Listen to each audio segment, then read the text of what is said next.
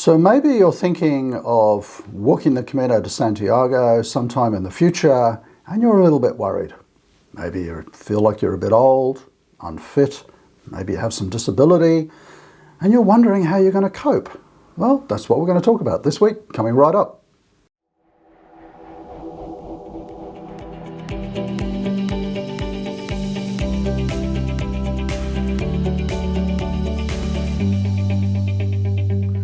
So maybe you are thinking of getting out and walking the Camino de Santiago. You've maybe read the books and seen the movies and watched the vlogs and so on, and you're thinking this would be a wonderful experience, but there's some things that are holding you back.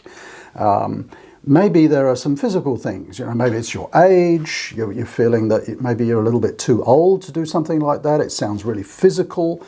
Maybe you have some health issues, some injuries, maybe you have some disabilities. There can be all sorts of reasons why people worry about going on the Camino and end up not doing it.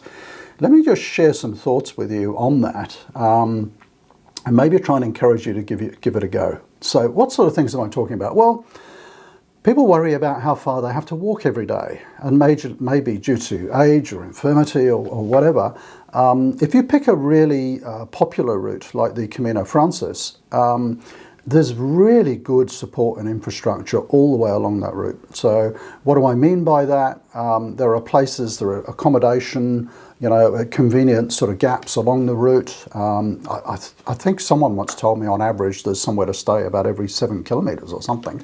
There are a couple of stretches a little bit longer, but there's plenty of places to stay, so you don't have to walk long distances every day.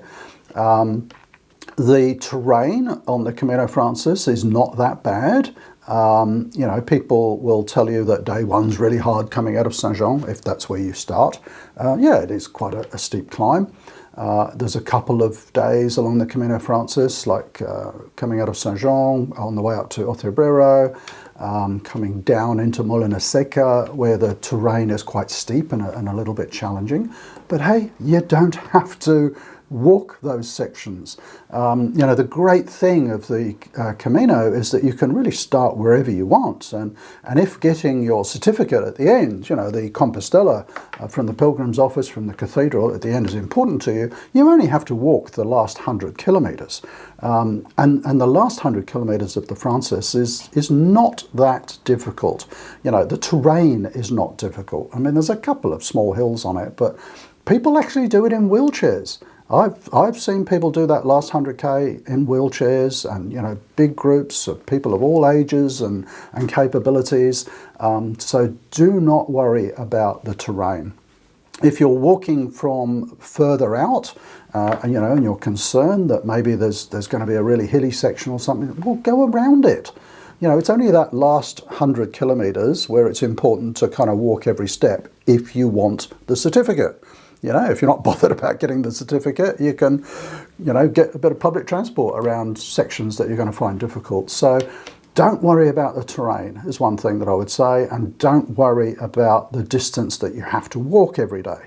If you're of a certain age and level of fitness and health where, you reach a village and you kind of go, oh, I really just can't go any further today, and it's, another 6-8 kilometres to where I'm planning to stay tonight, well, get a cab, get a bus, Don't let those sorts of things stop you having the experience, is what I'm saying. And don't be overly influenced by the purists, if you like, who say, oh, you've got to walk every step, otherwise you're not a true pilgrim. To my mind, if you can get out there and experience walking a Camino, and you need a little bit of help along the way, well, you go for it. The only proviso is if you want your certificate at the end, you just got to make sure you walk the last 100 kilometres, that's all. But I would say, do anything you can to at least get yourself out and experience walking the Camino. The other thing you might be concerned about, again, if it's due to health and things like that, is I've got to carry my backpack all the way. Well, on the Camino Frances particularly, you don't. There's luggage carrying services. So you could actually carry quite a small day pack, with your food and water and a rain jacket or something, and you can actually have your bag transported every day. So if you're thinking of doing it, and you're concerned, about age and health or so on, or maybe you're taking a relative with you that is really going to struggle to cope, that's another way that you can make it easier for them. So very easy service to use. All the places where you stay have the information about luggage transport, and they can help you organise that. So you don't have to carry a lot. What more can I say?